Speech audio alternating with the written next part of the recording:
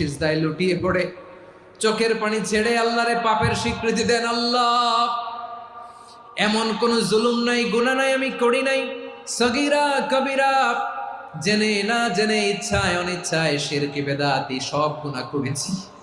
আল্লাহ, আকাশের নিচে জমিনের উপরে আমার চেয়ে বড় গুনাহগার আর কেউ নাই।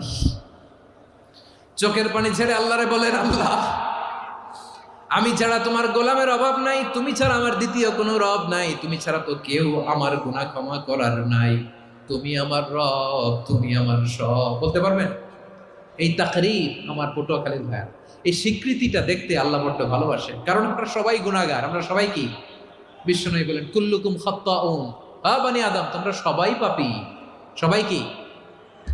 সবাই পাপী। আমরা সবাই পাপী, আপন পাপের বাটখারা দিয়ে অন্যের পাপ মাপি। আমরা যে পাপী এটা ভাবতে মনে চায় না কারো, খালি অন্যের পাপ দেখি আমরা, এটা ভুল। ওর এই পাপ, ও পাপী, ও জালেম, ও জাহান্নামী, এরকম একটা টেন্ডেন্সি।